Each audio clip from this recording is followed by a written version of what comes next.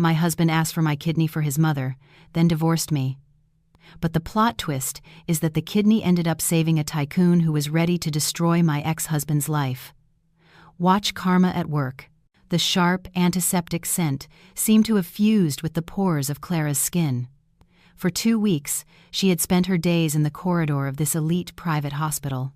She sat on a cold waiting room bench while her husband, Julian, paced before her with a haggard face. Inside the VIP suite, Beatrice Caldwell, Clara's mother-in-law, was battling end-stage renal failure. Clara. Julian's voice shattered the silence. He knelt in front of Clara's chair, gripping his wife's cold hands. Julian's eyes were red, filled with a convincing plea. The doctors say Mom doesn't have much time left. Dialysis isn't working anymore. Her heart is getting weaker. Clara swallowed, her throat dry. I know, Julian. It breaks my heart to see her like this. We can't wait on the national transplant list, Clara. That could take years, Julian urged, his grip tightened. But you're a match.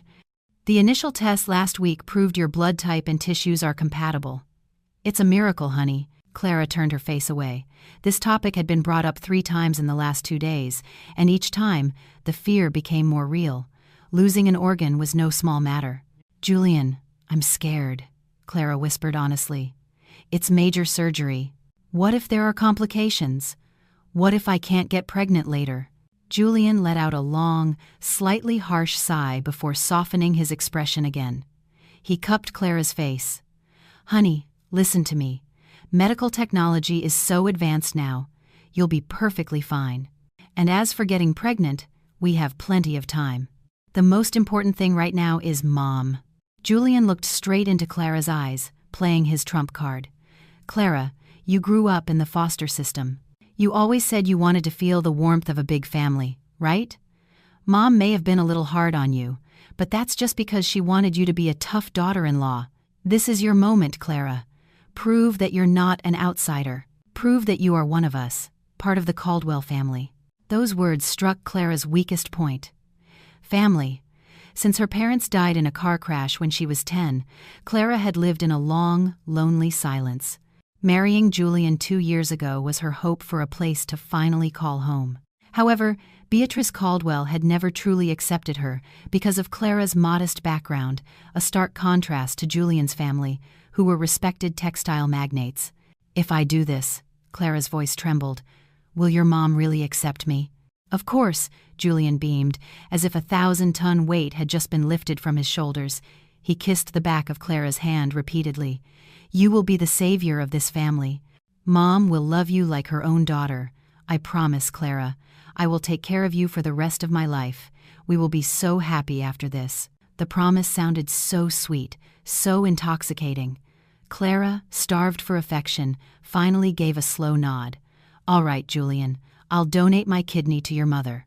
A triumphant smile flashed across Julian's face, though only for a second before he pulled Clara into a tight hug. Thank you, honey. You won't regret this. Clara returned the hug, unaware that behind her back, Julian's gaze was not one of love, but of someone who had just closed a difficult business deal. The administrative process moved with lightning speed, as if Julian and the hospital had prepared everything, only waiting for Clara's yes. The night before the surgery, Clara sat in a VIP administration office. Before her was a stack of medical consent forms. Julian sat beside her, while a notary and a junior surgeon waited. This is standard procedure, Mrs. Caldwell, the young doctor said. A statement that this donation is voluntary, without coercion, and without material compensation. Clara skimmed the documents, her eyes catching clauses about the risk of death and long-term complications. Her hand trembled as she held the pen. Sign here, honey. Julian pointed to the line at the bottom. And here. Oh, one more. This is an emergency rights waiver form. What's this? Clara asked, pointing to the last page, where the print was tiny. It's just a formality in case of a force majeure situation in the operating room, Julian explained quickly. For example, if there's a technical issue, the doctors have full authority to make the best decision for the safety of the international organ. Clara, physically and mentally exhausted from the series of pre-op tests, didn't argue. She just wanted this to be over. She wanted to see Beatrice's proud smile. She wanted to feel like she belonged. With a deep breath, Clara signed her name. The black ink dried, sealing her fate. The next morning, Clara was lying on a gurney, dressed in a faded green surgical gown. She was wheeled down the long corridor toward the central surgical unit. The fluorescent lights on the ceiling streaked past above her, making her dizzy. In front of the operating room doors, Julian held her hand one last time. "I love you," Julian whispered. "We'll be waiting for you in the recovery room. After this, we'll take that vacation to Europe, just the two of us." "You promise?" Clara asked weakly, the pre-op sedative starting to take effect. "I promise," Julian replied. He kissed her forehead. The kiss felt warm, the only warmth Clara felt in the chill of the hallway. The automatic doors slid open. Clara was pushed inside. The air was much colder here. The rhythmic beeping of the heart monitor was the only music. The anesthesiologist placed an oxygen mask over her face. "Count down from 10, Mrs. Caldwell." The doctor's voice sounded distant. 10, 9, 8. In the final haze of her consciousness, Clara prayed, "God, please protect me. Let this sacrifice be the glue that holds my family together." Then darkness consumed her. The pain was nothing like Clara had imagined. It wasn't just an ache. It was a fire burning in her left side. Every breath felt like the stab of a knife. Clara blinked, trying to adjust to the light in the room. She had expected to see Julian's worried face, or maybe a large bouquet of flowers, but the scene that greeted her was starkly different. She was in a standard, triple occupancy ward. The walls were a dull cream color. There was a water stain on the ceiling. Beside her were two other patients, separated by a grimy curtain. The sound of coughing from the next bed was heartbreaking. "Why am I here?" Clara thought, confused. Julian said I would be in the VIP suite next to his mom. Clara tried to reach the nurse's call button, but her hand was too weak. She felt her left side, which was wrapped in a thick bandage. Her kidney was gone. She had done her part. The door opened. It wasn't a nurse, but a group of people that made Clara's heart pound and then stop altogether. Julian entered first. He was wearing a tailored suit, his hair slicked back. Behind him, a nurse pushed a wheelchair. In it sat Beatrice Caldwell. The old woman's face was still pale, but her eyes shone with a sharp, frightening energy. And beside Julian stood another woman, tall, beautiful, wearing a striking maroon dress. Her hand was wrapped intimately around Julian's arm. "Julian." Clara's voice was hoarse, her throat aching. "Mom, why am I in a public ward? Was the surgery a success?" Julian didn't answer. He walked to Clara's bedside and tossed a thick brown envelope onto her chest, right over her fresh wound. "The surgery?" "Oh, you did your part," Julian replied flatly. There was no more honey, no more term of endearment. His voice was as cold as ice.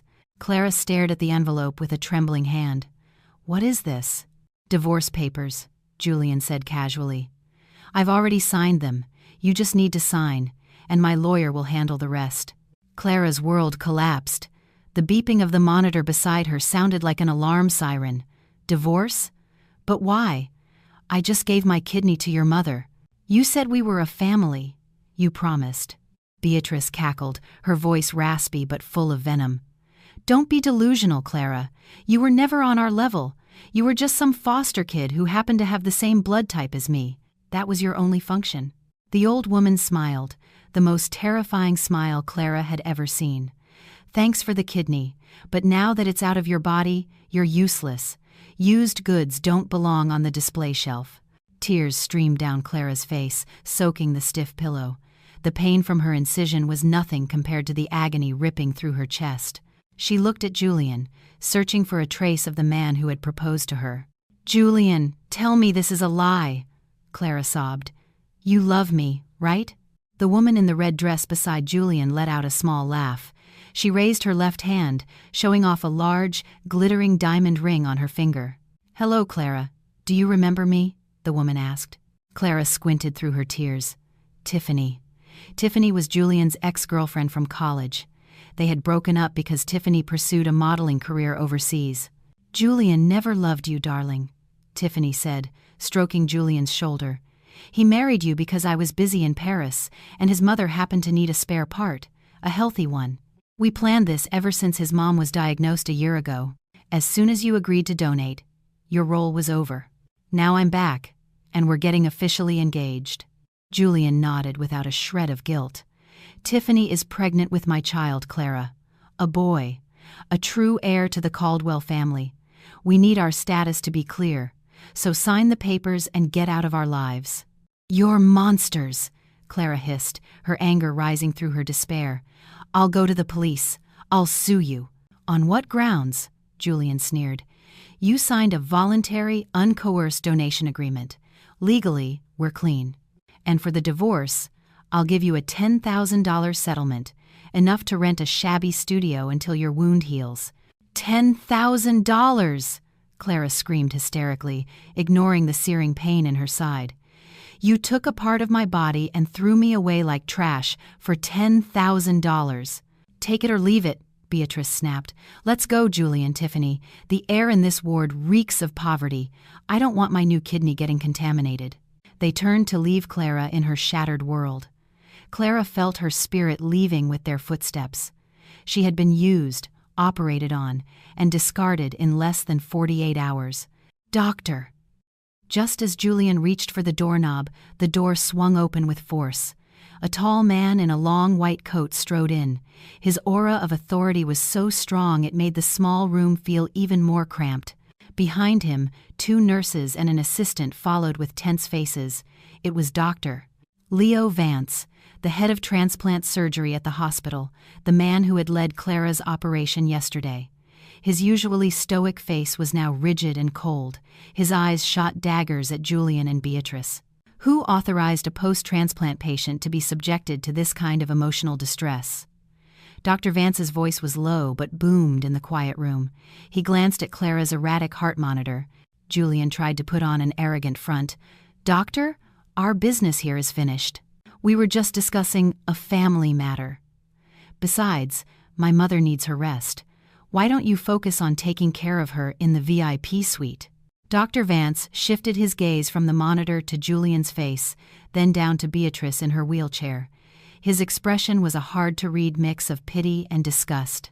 "That's precisely what I wanted to discuss, Mr. Caldwell," Dr. Vance said. He walked past Julian and stood beside Clara's bed, as if creating a protective barrier. "There seems to be a fatal misunderstanding that you haven't realized yet, because you've been too busy celebrating your premature victory." "What do you mean, Doctor?" Tiffany asked sharply. "Mrs. Caldwell is fine, isn't she? The surgery was a success."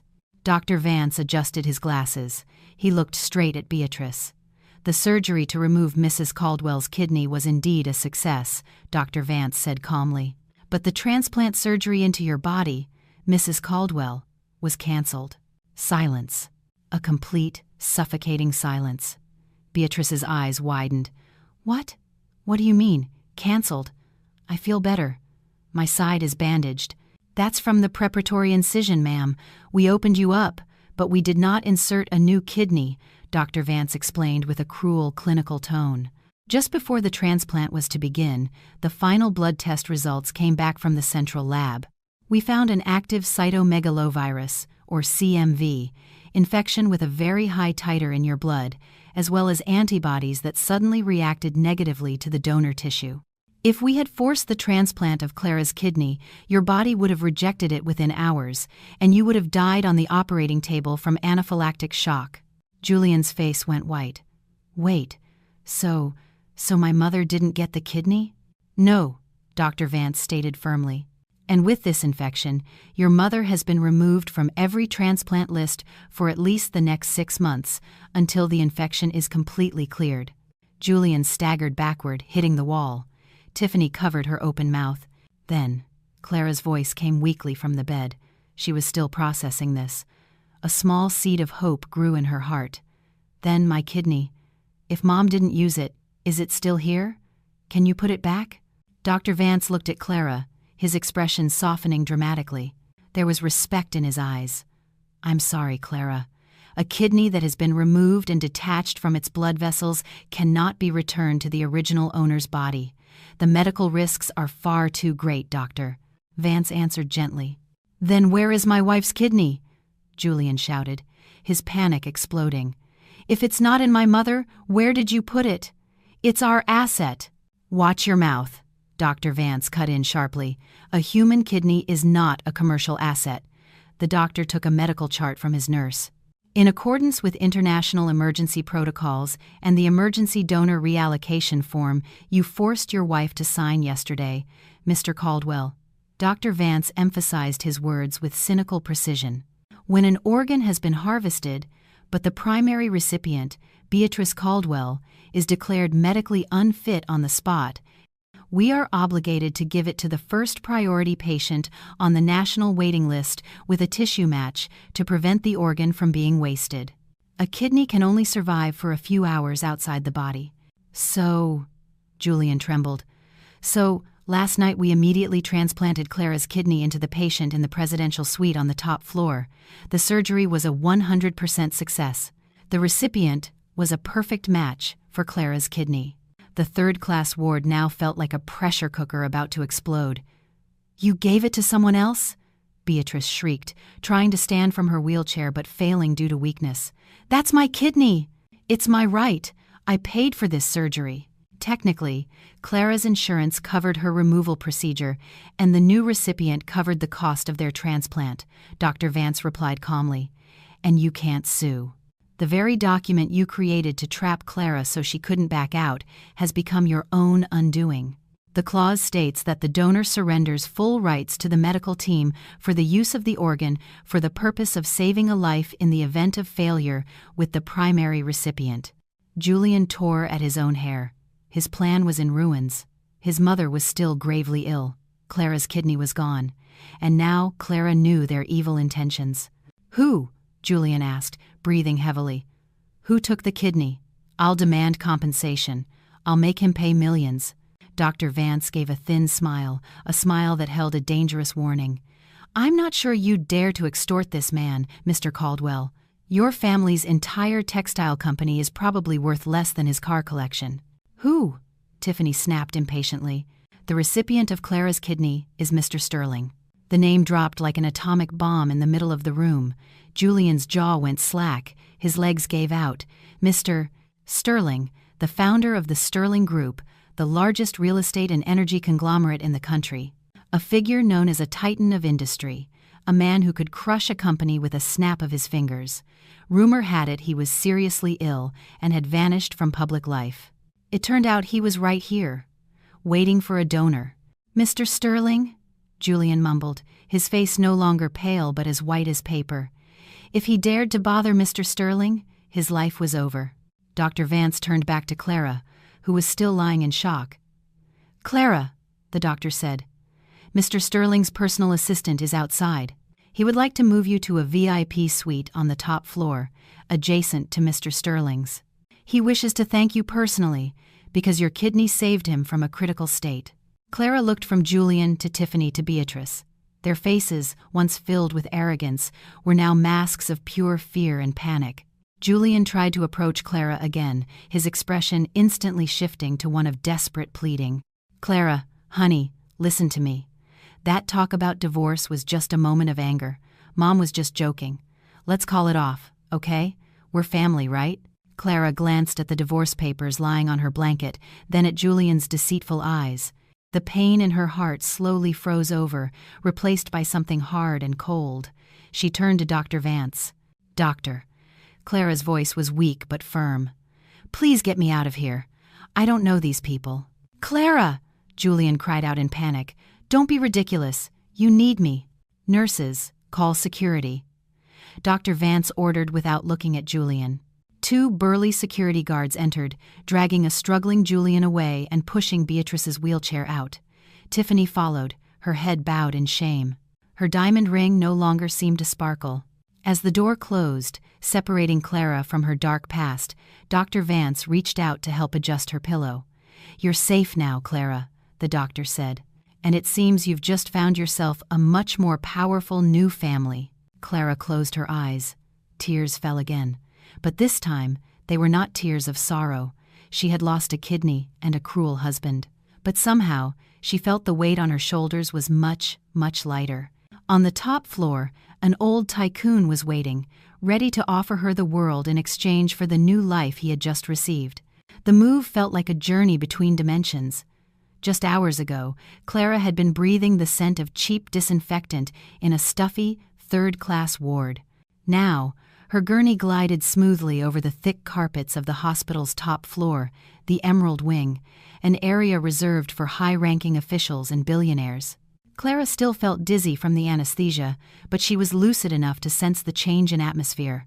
There were no noisy visitors, no crying babies, just a dignified silence and the fresh scent of lilies. Dr. Vance walked beside the gurney, checking the IV in Clara's hand. On the other side walked a middle-aged man with sharp, Asian features in a perfect black suit. The man introduced himself as Mr.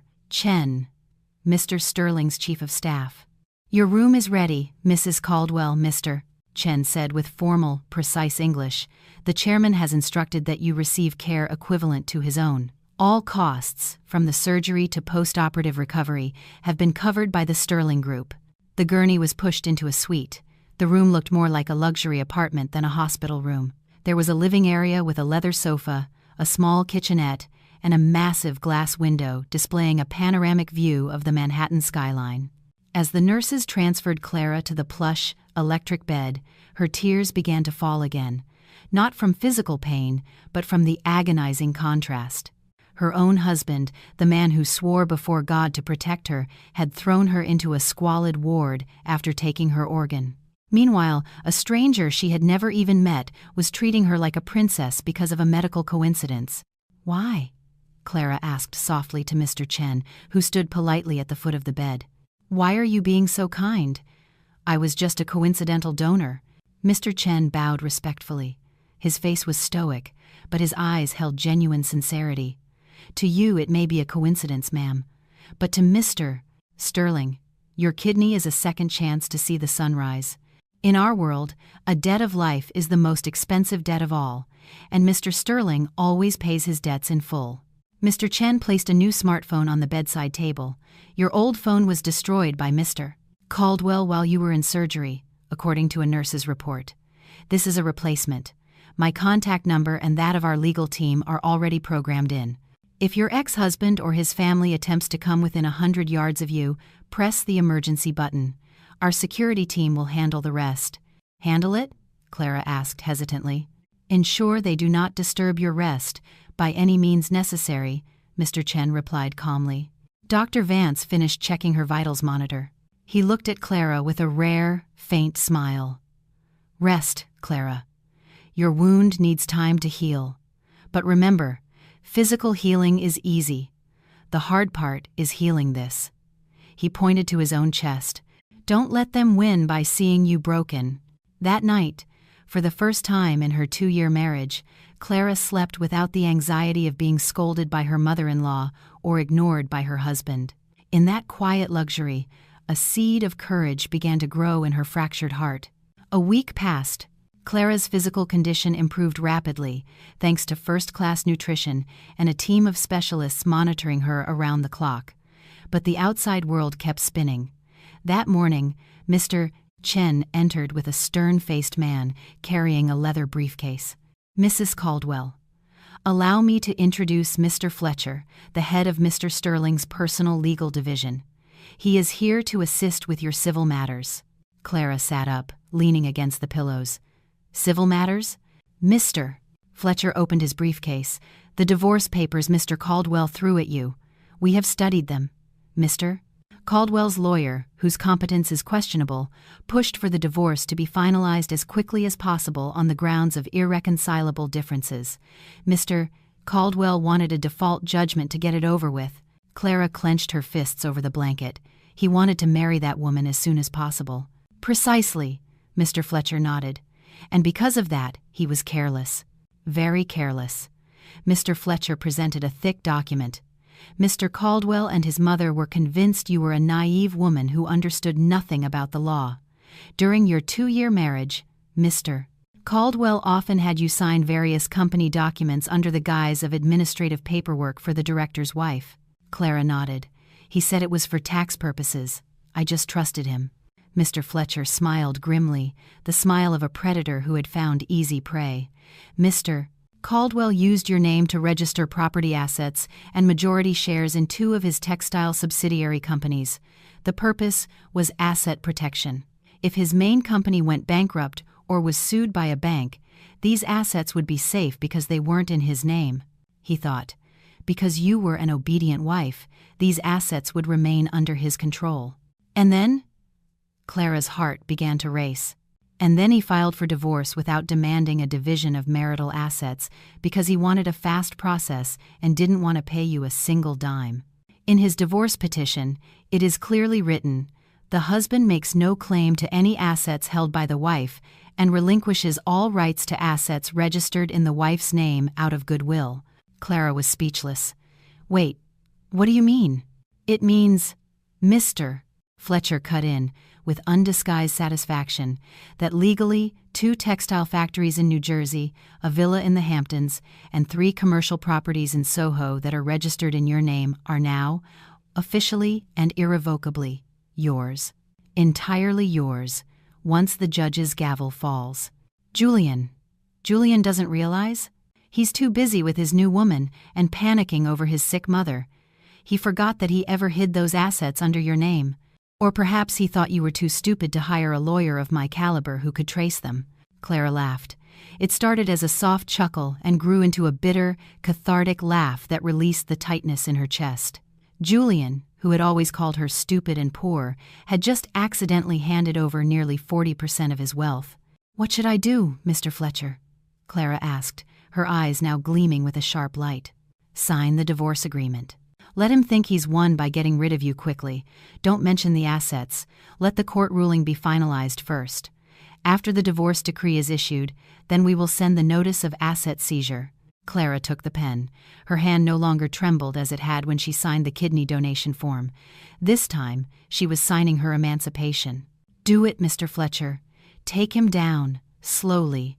3 weeks post-op, Clara was finally allowed to leave her suite. Mr. Chen took her to the hospital's private rooftop garden. There, sitting in a high-tech electric wheelchair facing the afternoon sun, was Mr. Sterling. The man was around 70, but his aura of power was still palpable, though his body looked thin after the surgery. He wore silk pajamas with a thick blanket over his legs. Come closer, child. Mr. Sterling's voice was deep and commanding, yet it held a grandfatherly warmth. Clara approached slowly, feeling awkward in the presence of one of the richest men in America. Good afternoon, sir. Mr. Sterling turned his wheelchair. His face was stern, etched with sharp lines, but his eyes studied Clara with a profound intensity. Don't call me sir. Call me Grandpa, or Conrad if you're not comfortable yet, he said. He pointed to the chair next to him. Sit. After Clara sat, he stared at her for a long moment. So, you're the woman who gave half her life for a devil, but God diverted it to me. I didn't have a choice at the time, Clara answered honestly. We always have a choice, Clara. But you chose to sacrifice because you longed for love, Mr. Sterling cut in, his words sharp but not hurtful. I've read your file, grew up in the system, fought on your own, then manipulated by the Caldwells. You remind me of my granddaughter who passed away 10 years ago. She also had a heart that was too soft. Mr. Sterling sighed, his gaze distant. Listen, Clara, your kidney is working in my body. Every time I take a piss, every time my blood is cleansed of toxins, it's because of you. The doctors say I might have another 10 or 15 years. That is precious time for me to settle my legacy. I'm glad you're well, sir, Clara said sincerely. Fletcher tells me you've agreed to take your ex-husband's assets. Good, that's the first step, Mr. Sterling said. But wealth alone isn't enough. You need teeth. Clara frowned. Teeth? This world is cruel, child. Good people like you get eaten alive if you don't have teeth. The money from Julian's assets will run out if you can't manage it. What's your plan? Open a bakery? Get married again? Clara was silent. She hadn't thought that far ahead. I'll offer you a deal, Mr. Sterling continued. You gave me life. I will give you the world. Not just money, but the power to defend it. I will educate you, make you a respected businesswoman. I will train you until you can stand in front of your ex-husband and see him as an ant, not a giant. Mr. Sterling held out his wrinkled but strong hand. "Be my granddaughter. Become part of the Sterling family. But the conditions are tough. You can't be a crybaby. You have to study hard. You have to kill the old Clara. That meek, subservient doormat. What do you say?" Clara looked at his hand. She remembered Beatrice's sneer, Tiffany's laugh, Julian's betrayal. If she returned to the world as the old Clara, she would just be trampled on again. Clara took Mr. Sterling's hand. Her grip was firm. "Teach me, Grandpa. Teach me how to destroy them." Mr. Sterling smiled broadly. "Now that's the spirit I was looking for. Welcome to the family, Clara." 6 months flew by, time moving at a different pace for Clara. She no longer lived at the hospital but in the main Sterling residence, a sprawling mansion on Park Avenue. Her life, however, was not one of leisure. Her daily schedule was brutal. 5 a.m. Yoga and meditation for physical recovery. 7 a.m. Breakfast, while reading global economic summaries with Mr. Sterling, who would grill her with sharp questions. Why did nickel futures drop? What is the impact on the textile industry? If Clara couldn't answer, she had to reread the reports. 9 a.m. to 3 p.m. Intensive private tutoring in business management, corporate law, public speaking, and high society etiquette. The best mentors were brought directly to the mansion. 4 p.m. Visits to Sterling Group, subsidiary offices to observe real-world operations. The hesitant Clara slowly vanished, her appearance transformed. Her once long, unkempt hair was now cut in a chic, shoulder-length bob that conveyed decisiveness and modernity. Her skin glowed from regular treatments. Her drab housewife clothes were replaced with designer blazers and high heels that clicked with confidence on marble floors. But the biggest change was in her eyes. The pleading look seeking approval was gone. Her gaze was now sharp, analytical, and cold. Meanwhile, news from the outside world reached her through Mr. Fletcher's reports. The divorce was finalized 3 months ago. Julian didn't attend the final hearing, too busy planning his engagement to Tiffany. As planned, the assets in Clara's name were legally hers. However, Mr. Fletcher deliberately delayed the seizure. "Let them get fat before the slaughter," Clara had said during a strategy meeting. "Let Julian feel secure using those factories and properties. Just when he feels he's on top, we'll pull the rug out from under him." Beatrice's condition worsened. Without a new kidney, she needed dialysis 3 times a week. The costs were piling up. Julian was starting to have cash flow problems due to Tiffany's extravagant lifestyle and his mother's medical bills. "They've started selling off some of their luxury cars," Mr. Chen reported one afternoon, "and market rumors say Caldwell Textiles is looking for a major investor to cover short-term debt." Clara, who was reviewing the financial reports of a Sterling subsidiary she now managed, smiled faintly. "They need money," she murmured. "What a coincidence. We have plenty of it." Clara closed her laptop. She looked at her reflection in the window. "Mr. Chen, prepare an acquisition plan, but don't use the Sterling Group name directly. Use Vanguard Capital, the new investment firm I founded last month." "You wish to buy your ex-husband's company, ma'am?" "Not buy," Clara corrected. "I want to offer him a rope made of gold. He will gladly put it around his own neck." The atmosphere at the Caldwell Textiles office was grim. Julian slammed the phone down in frustration. The bank rejected another credit extension. He yelled at his terrified secretary. "Damn it. They said our debt ratio is in the red." Tiffany walked in without knocking. Her growing baby bump was visible under her tight dress, but her face was far from happy. "Julian, my credit card was declined at Hermes." "It was so embarrassing," Tiffany protested. "I thought we were rich. Why is the limit maxed out?" "Shut up, Tiffany. I have a headache," Julian snapped. "Mom needs surgery for a new dialysis access port tomorrow. It costs $50,000.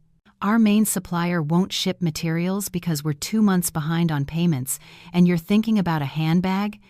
Well, that's your fault. We should have gotten a bigger settlement or something from that pathetic ex-wife of yours, or blackmailed that doctor." "Don't mention that doctor." Julian's face paled. He was still traumatized by Mr. Chen's implicit threats. Since the incident at the hospital, Julian hadn't dared to find out what happened to Clara. To him, she was either dead or homeless under a bridge. Suddenly, the intercom buzzed. "Mr. Caldwell, there's a special courier from the Sterling Group in the lobby with an invitation for you." Julian's eyes widened. "The Sterling Group? Send him up, quickly." A uniformed courier entered and handed over a blood-red velvet envelope with gold lettering. Julian opened it with trembling hands. An exclusive invitation to the Sterling Group's annual investment gala. The Plaza Hotel, Saturday at 7 p.m. Tucked inside was a small card. "We hear Caldwell Textiles has potential. We invite you to present a business proposal to our new director handling investments in the textile sector." Julian felt like he had just won the lottery. His stressed face brightened instantly. "Tiffany, look at this!" Julian exclaimed hysterically. "The Sterling Group, the #1 conglomerate, is looking at us.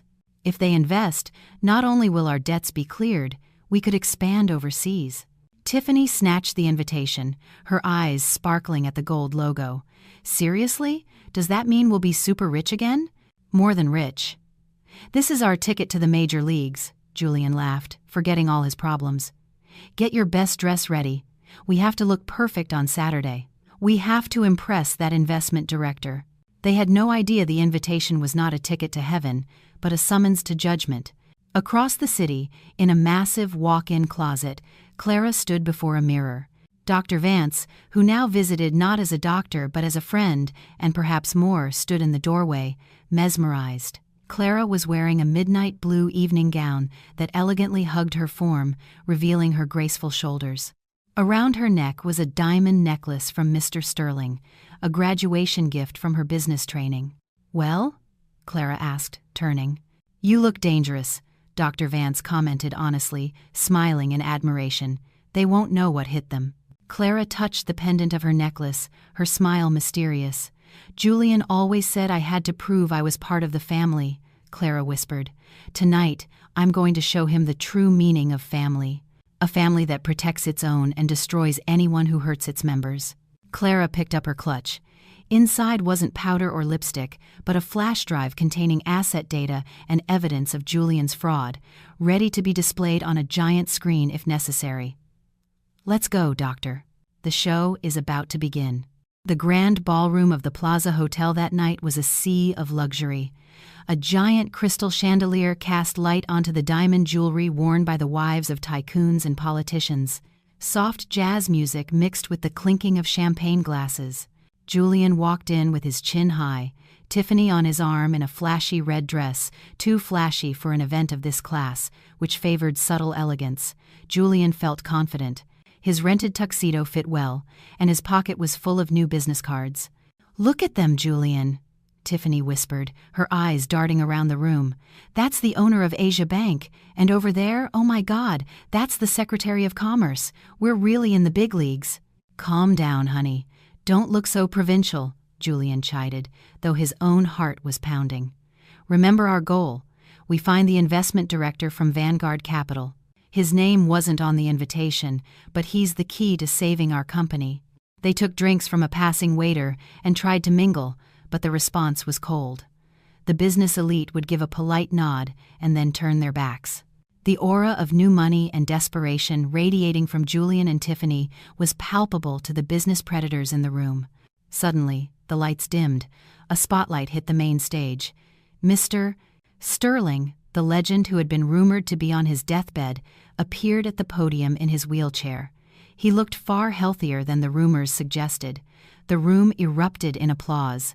"Good evening, friends." Mr. Sterling's voice was deep and charismatic. "Many rumors said I was finished, but as you can see, I'm still here, and that is thanks to an angel who gave me a second chance. Mr. Sterling smiled, his eyes scanning the crowd until they stopped at one point, not on Julian, but past him. "Tonight, I want to introduce the future face of the Sterling Group, the person I have entrusted to lead Vanguard Capital, our newest subsidiary, which will inject funds into the nation's creative and textile industries. Please welcome my daughter, Clara Sterling." The orchestra swelled. The velvet curtain beside the stage opened. Julian choked on his drink. The glass in Tiffany's hand slipped, shattering on the marble floor and drawing the attention of those nearby. But Tiffany didn't care. Her eyes were wide, as if they were about to pop out of their sockets. The woman descending the stage steps was breathtaking. She wore a midnight blue gown that perfectly draped her slender frame. Her hair was styled in a sleek bob, and her face was adorned with natural makeup that highlighted her strong features. It was Clara, the wife Julian had thrown away, the daughter-in-law Beatrice had insulted. But this Clara was different. She walked with a straight back, her gaze sweeping the room with dominance, not fear. She stood beside Mr. Sterling, took the microphone, and began to speak in fluent, measured English. "Thank you, Conrad." Clara's clear voice resonated throughout the ballroom. "Our vision at Vanguard is to empower hidden potential. We are looking for partners who are honest, resilient, and have integrity." Julian felt his feet were nailed to the floor. Cold sweat trickled down his back. "That can't be Clara. The orphan. She's using the Sterling name," Tiffany hissed, her face pale with envy and fear. "Julian, we have to go. She's going to kill us." "Don't be stupid." Julian grabbed Tiffany's arm. His cunning mind was already spinning, overriding his shame. "This is an opportunity. She's Clara, my wife. She must still have feelings for me. If she's the one holding the purse strings, this will be even easier. She's a weak woman, Tiffany. I know how to handle her." After her speech, Clara descended from the stage and was immediately surrounded by business leaders. Julian pulled Tiffany along, rudely pushing through the crowd. "Clara!" Julian called out, his voice a little too loud. Clara stopped. She turned slowly. The crowd parted. Clara looked at Julian and Tiffany. There was no anger in her eyes, no sadness, just a blank stare, as if looking at strangers who had wandered into the wrong room. "I'm sorry, sir?" Clara tilted her head, feigning forgetfulness. "Julian, it's me, Julian. Your husband. I mean your ex-husband?" Julian stammered, his smile stiff. "And this is Tiffany. We were invited." "Ah." Clara nodded curtly, as if just remembering the name of a long-gone maid. "Mr. Caldwell, of Caldwell Textiles. I've read the proposal that reached my secretary's desk. Drastically declining company performance, high debt ratio, and pending legal issues." Julian fell silent, his face turning red with public humiliation. "But," Clara continued, a thin, cold business smile on her lips, "Vanguard Capital is professional. We evaluate numbers, not the past. If you want to talk business, come to my office on Monday morning. Don't bring personal matters." Clara turned, her gown swishing as she walked away, escorted by Dr. Vance, who shot a sharp glare at Julian before leaving. Julian stood frozen. He had just been utterly dismissed, yet also given a sliver of hope. "See?" Julian whispered to Tiffany, his breath ragged. "She still wants to see me. She still cares. We're going to get that money." The luxurious Caldwell family home now felt gloomy. Several expensive paintings were missing from the walls, sold to cover monthly operational costs. The central air conditioning was turned off to save electricity, making the air inside feel stuffy and damp. In the master bedroom, now converted into a makeshift hospital room, Beatrice lay weak. A portable dialysis machine, rented at a high price, hummed in the corner. "Julian," Beatrice called, her voice raspy. Her once plump body was now emaciated, just skin and bones darkened by uremic toxins. Julian sat on the edge of the bed, feeding his mother bland porridge. "Yes, Mom." "It hurts so much, Julian." "My bones feel like they're breaking," his mother moaned. "When? When can I have another surgery? Have you found a donor? I heard there are brokers who can find one in China." Julian sighed heavily. "It costs $2 million, Mom. We don't have that kind of money right now. The company's assets are frozen by the bank." "Just sell that bitch Clara's assets," Beatrice snapped, her sudden anger making her heart monitor beep rapidly. "The properties, the factory in Jersey, they're in her name, but it's our money. Sell them." Julian bit his lip. He didn't dare tell his mother that the hasty divorce he filed had cost him any legal claim to those assets. If he told her now, she might die of a heart attack. "We're working on it, Mom." "The bureaucracy is complicated," Julian lied. "What about the gala yesterday?" Beatrice asked hopefully. "Did you meet the investor?" Julian glanced at Tiffany, who was playing on her phone on the sofa. Tiffany rolled her eyes, bored with her nagging mother-in-law. "I did, Mom. Julian replied. Her name is Clara Sterling, Mr. Sterling's adopted daughter. Clara? Beatrice's eyes widened. You mean your ex-wife, Clara? That useless orphan? She's rich now, Mom. Very rich. And she agreed to meet with me tomorrow to discuss an investment. Beatrice laughed, a dry, frightening sound. Good, good. I knew she was a fool. She must still be in love with you, Julian. You're handsome, charming. She must regret divorcing you. Use that. Seduce her. If you have to, tell her to donate her other kidney, or just ask for her money to buy a new one for me. Yes, Mom, Julian said placatingly, though he had his doubts. Clara's look at the party had been anything but loving. But Julian had no other choice. He had to believe his own delusion. Mom, don't worry. Tomorrow I'll make her sign the contract. We'll be on top again. In the corner, Tiffany snorted softly. She got up and left the room, secretly texting someone, "Get the fake documents ready. If Julian gets the money, we're out of here the day after tomorrow." Monday morning, Sterling Tower. Julian arrived alone. He wore his best remaining suit and carried a briefcase filled with a doctored financial report. He was directed to the 40th floor, the executive level. The conference room had glass walls with a direct view of Central Park. At the head of a long mahogany table, Clara sat in a high-backed director's chair. To her right was Mr.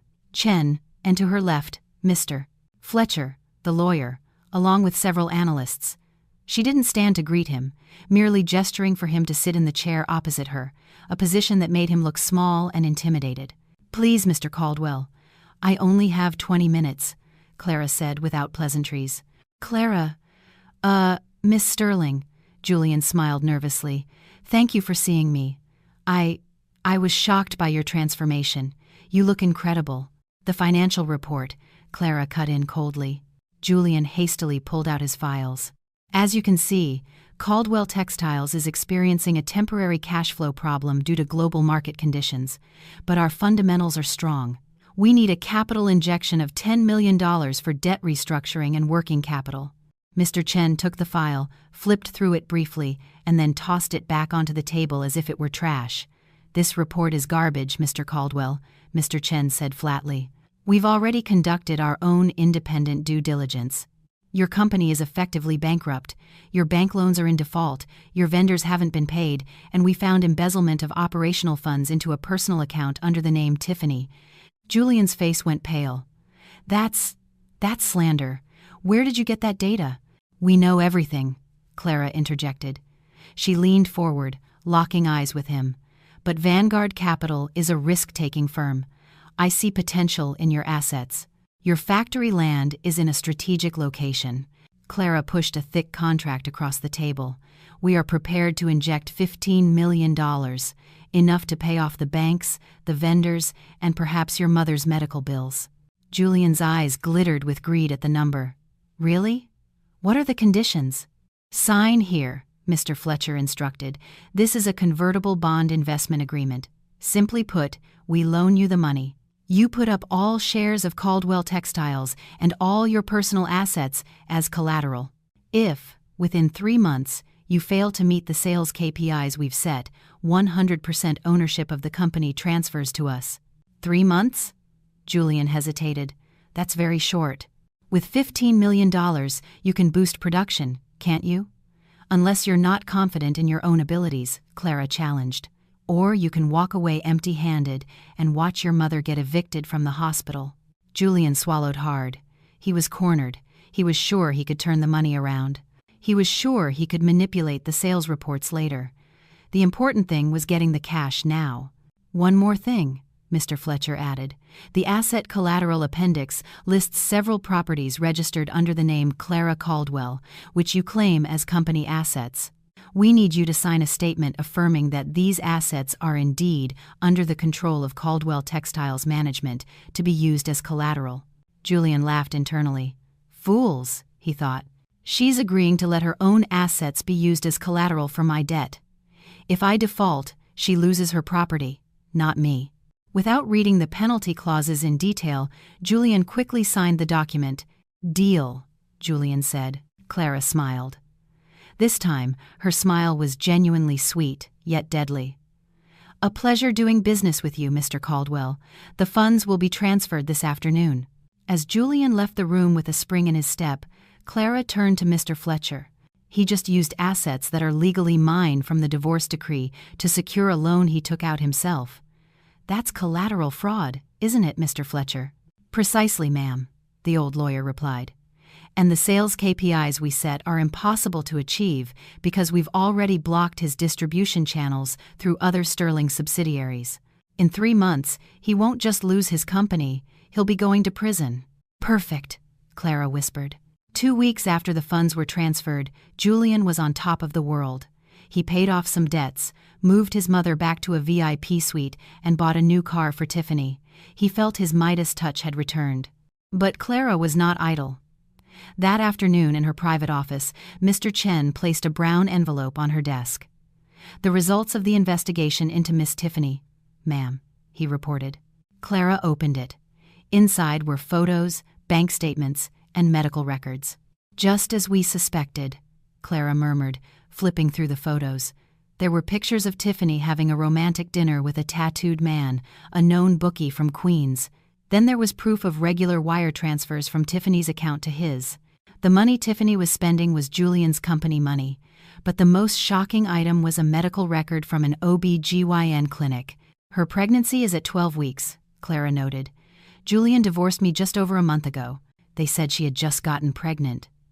But if it's 12 weeks, that means she was already pregnant while you were still in the hospital, ma'am, Mr. Chen clarified. But look at this date. The estimated date of conception occurred while Mr. Caldwell was on a week-long business trip to Chicago with his staff. Meanwhile, Tiffany was captured on hotel CCTV in Miami with the tattooed man. Clara let out a grim laugh. So the child Julian is so proud of, the Caldwell heir, isn't even his. A prenatal DNA test can't be done without the mother's consent, but there is a 99% probability it is not Mr. Caldwell's child, Mr. Chen said. And one more thing. Tiffany is applying for a visa to Australia. She plans to flee next month after draining the rest of the investment funds you provided. Clara closed the file. She felt a flicker of pity for Julian, but only for a second.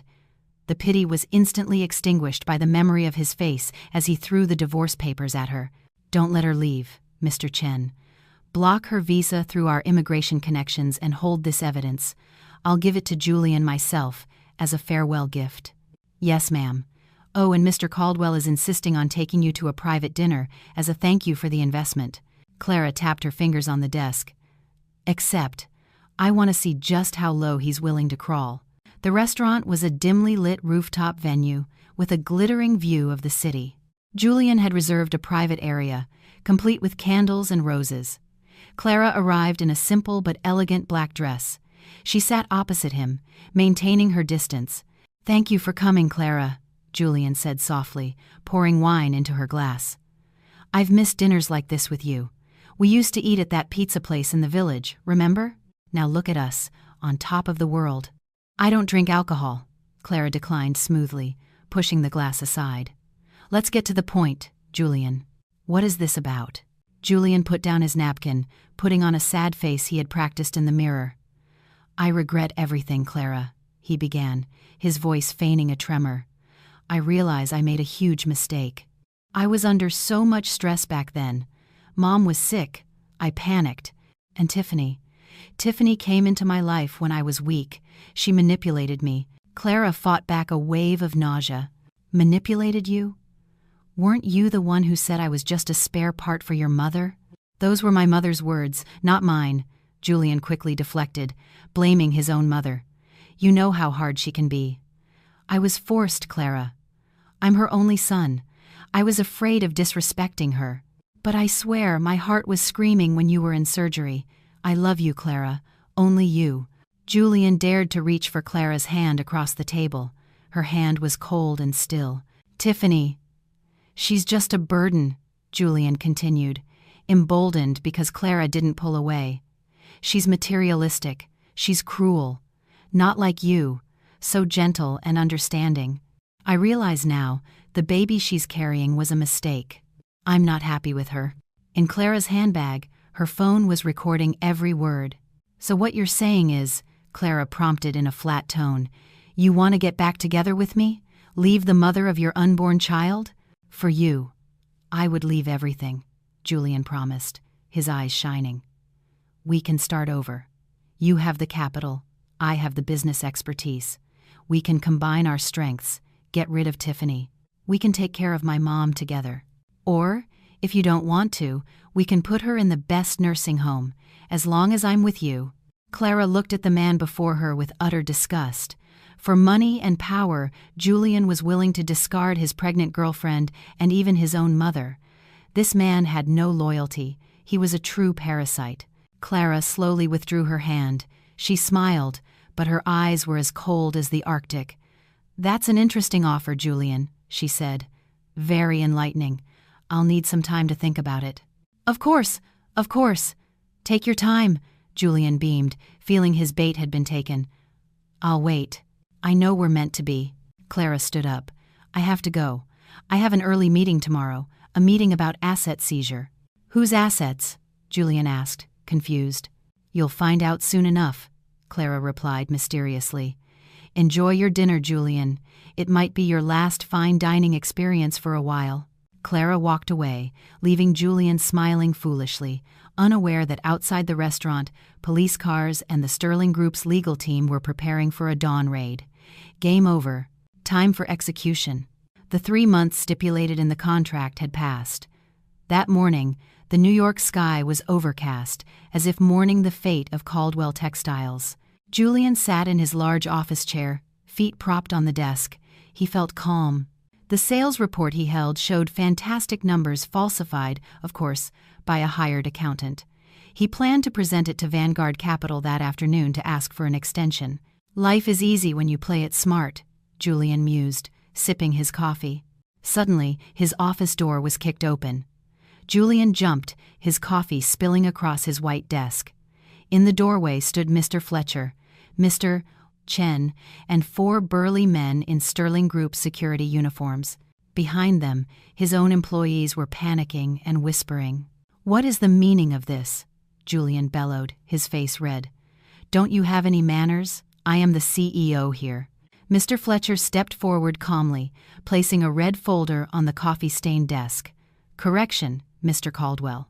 You were the CEO. As of this moment, Caldwell Textiles and all its assets have been seized by Vanguard Capital." "You're crazy!"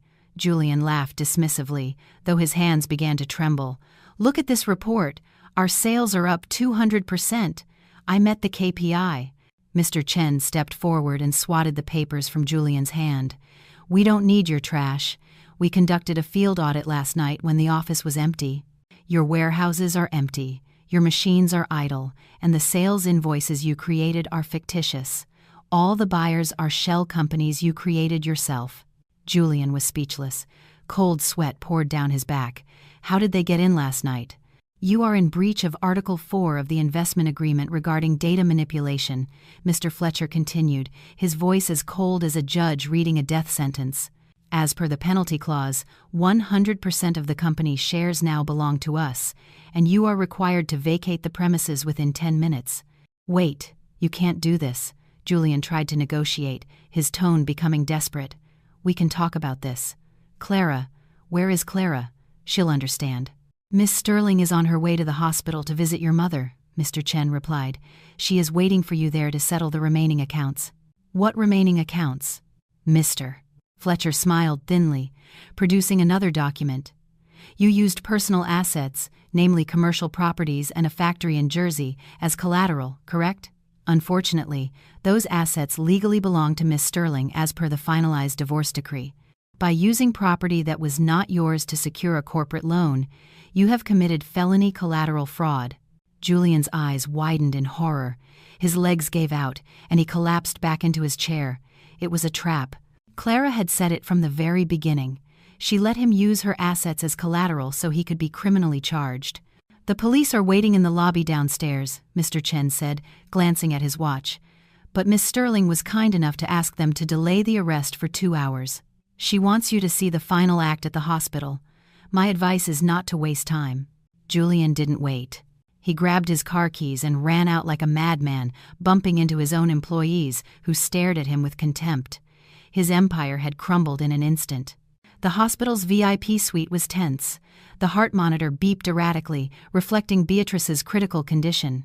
Julian burst in, out of breath. He saw his mother lying weak, hooked up to tubes. On the sofa, Tiffany was frantically stuffing jewelry and Julian's luxury watches into her Louis Vuitton bag. "What are you doing?" Julian yelled, snatching the bag. "Are you trying to run?" "Let go, Julian!" Tiffany shrieked. "Your company is gone. Your credit cards are all dead. I have to save myself and my baby. Our baby! It's our baby!" "Whose baby?" A cold voice from the doorway cut through their argument. Clara stepped in. She wore a simple white dress, looking like an elegant angel of death. Behind her, 2 bodyguards closed and guarded the door, ensuring no one could leave. "Clara!" Beatrice whispered weakly, her eyes welling up as she saw her former daughter-in-law. "Help me. I'm sick." Clara ignored Beatrice for a moment, looking at Tiffany and Julian. "Please, continue," she said, sitting leisurely in a chair beside the bed. "Julian, you said our baby. You should probably see this." Clara tossed the brown envelope, the P.I.'s file, onto the floor at Julian's feet. Photos of Tiffany with the tattooed man and the medical records scattered. Julian picked them up with a trembling hand, his eyes darting between the intimate photos and Tiffany's face. What is this, Tiffany?" Julian's voice was hoarse. "This date. I was in Chicago." Tiffany was silent, her face pale. Checkmate. "And this," Clara pointed to the medical record. "Your blood type is B, Julian. Tiffany's is O. But the fetus has a genetic marker that is only possible if the father has type A blood, just like the tattooed man in the photos." "Whore!" Julian roared. He lunged at Tiffany, slapping her face so hard she fell to the floor. "You tricked me. You said it was my child. For you, I divorced Clara. For you, I ruined my life. You're the fool!" Tiffany screamed back, holding her red cheek. "Did you think I wanted a weak man like you for anything but your money? And your mother is just as bad. A miserable old hag. I'm sick of taking care of her." "Enough!" Clara's voice stopped the chaos. She took out her phone and connected it to the room's speakers. "Tiffany, you think you're a victim here? Why don't you listen to what your fiancé had to say about you just 3 days ago at dinner with me?" Clara pressed play. Julian's voice filled the room, crystal clear. "Tiffany, she's just a burden.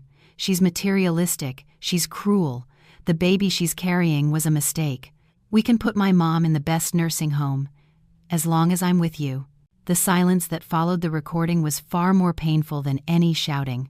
Beatrice turned her head stiffly toward Julian, tears rolling down her wrinkled cheeks. Her precious son, the one she had always defended, the one for whom Clara was sacrificed, had been planning to dump her in a nursing home. "Julian," Beatrice sobbed. You were going to throw me away?" Julian shook his head frantically, backing away. He was trapped between the 2 women he had betrayed. "No, Mom, that was just a tactic. It was just a line to get Clara to give me money." "A tactic?" Clara stood up, her face a blank mask. "No, Julian, that is your true nature. You will sell anyone to save yourself. You sold your wife for a kidney. You sold your girlfriend for money. And you sold your mother for your own comfort." Clara looked at the 3 of them, broken and in ruins. "This is the family you were so proud of, backstabbing, deceiving, and discarding one another. Enjoy the hell you've created for yourselves." Tiffany, realizing her position was lost, saw her chance while Julian was distracted. She grabbed her bag and tried to run past the guards. Clara gave a hand signal. The police in the lobby would handle Tiffany on charges of embezzlement reported by Mr. Chen. Now only Julian was left, collapsed on the floor, crying like a child, and Beatrice, whose breathing was becoming shallow. Clara walked toward Beatrice's bed. Clara. Beatrice's thin, dry hand tried to reach for Clara's. Her skin was cold. "Forgive me. I was wrong. I was so wrong. Come back, child. Be my daughter-in-law again. Help me. Ask Mr. Sterling for a donor. He must have connections." The sight was pathetic. The woman who was once so arrogant, who had called Clara trash and a spare part, was now begging for her life from the very same person. Julian crawled over, hugging Clara's legs. "Clara, please, Clara. Mom is dying. I'll go to prison, I'll do anything, but please help my mother. You're a good person, right? You're an angel, aren't you?" Clara looked at Beatrice's hand and then slowly, firmly, pushed it away. "I did once donate my kidney, Beatrice," Clara said softly, "but I did it because I thought I was donating it to my mother. My own mother, who is gone, never asked for anything from me, but she gave me unconditional love." Clara leaned close to Beatrice's ear. "You are not my mother. You are the woman who told her son to divorce me while I was still bleeding in recovery. You didn't see me as a human being then, you saw me as an object. Clara, please." "Mr. Sterling does have connections," Clara continued, straightening up. "But his resources are reserved for people of value. A kidney is a gift of life, Beatrice. And I'm sorry, but you no longer qualify to receive such a gift." The heart monitor beeped faster and faster.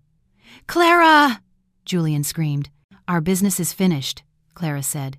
She turned and walked toward the door without looking back. "Clara, don't go! Mom! Mom!" Julian's screams mixed with a long, piercing tone from the monitor. A flat green line appeared on the screen. Beatrice's heart had given up, not just from renal failure, but from the heartbreak of her own son's betrayal. She died scared, in pain, and filled with unforgivable regret. Clara paused at the doorway when she heard the sound. She didn't smile, she didn't cry. She just took a long, deep breath, as if releasing a heavy weight that had been chained to her feet. She stepped out, leaving the room now filled with Julian's ragged sobs. 2 days after Beatrice's death, the funeral was desolate. Only Julian, a few distant relatives fulfilling an obligation, and the cemetery workers were there. No business partners, no high society friends. News of the Caldwell family's bankruptcy and scandal had spread, making them social pariahs. Julian stood before the fresh mound of red earth. He wore a wrinkled black shirt, his eyes swollen. He was alone. Tiffany had been arrested at the airport trying to flee to Singapore with a fake passport. The company money she had stolen was seized as evidence.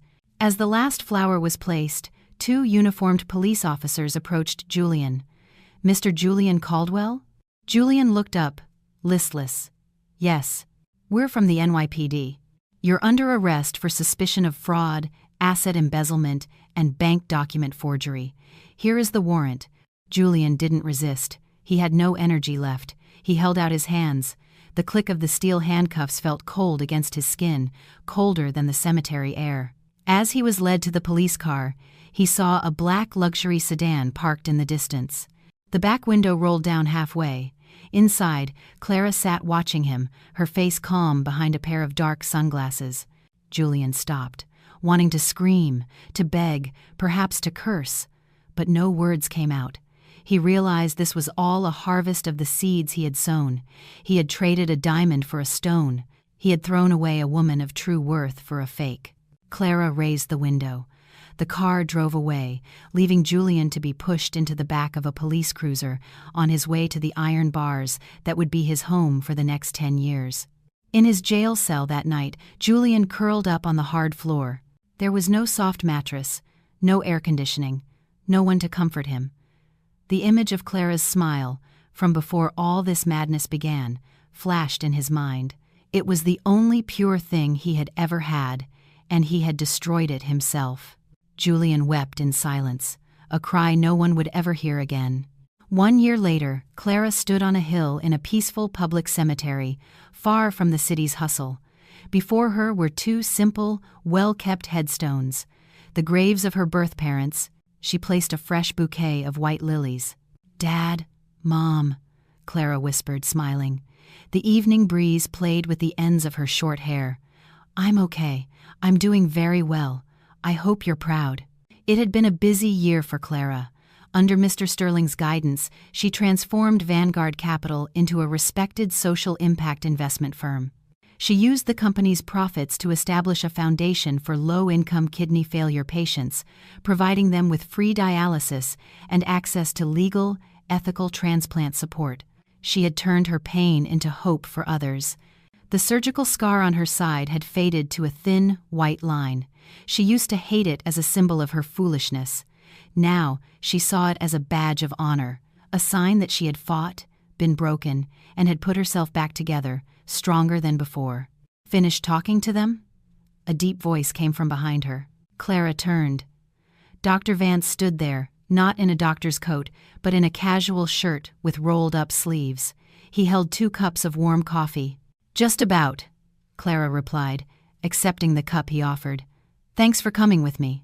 "Mr. Sterling sends a message," Leo said, taking a sip of his coffee. "He said not to stay out too late. There's a shareholder meeting tomorrow, and he needs his favorite granddaughter in top form to fight the grumpy board of directors." Clara laughed, a light, easy sound. "That old man is so dramatic. His new kidney is perfectly healthy. Thanks to an incredible donor," Leo said, looking at Clara. His gaze was no longer that of a doctor to a patient, or even just a friend. It was the look of a man who admired the woman before him with all his heart. "You know, Clara, I've always been amazed by you. Not because you're a CEO now, but because you didn't let revenge turn you into a monster like them." Clara looked at the sky, which was turning a golden orange. "Vengeance is exhausting, Leo. I took back what was mine. I taught them a lesson. The rest is up to God and the law. I have a new life to live." Leo nodded. He gathered his courage and shifted his hand, his fingers brushing against hers. "Well then, maybe in between your busy new life, there's room for dinner?" "Not a business dinner. A date." Clara looked at his hand, then into his eyes. She thought of Julian and the trauma of her past, but then she saw the sincerity in Leo's eyes, the man who had saved her, who had stood by her at her lowest, and who had patiently waited for her to heal. Clara didn't answer right away. She turned her hand over and intertwined her fingers with his.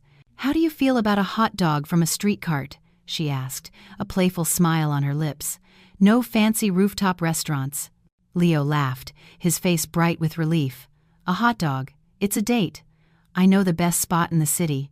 They walked side by side down the cemetery hill, leaving the shadows of the past behind them.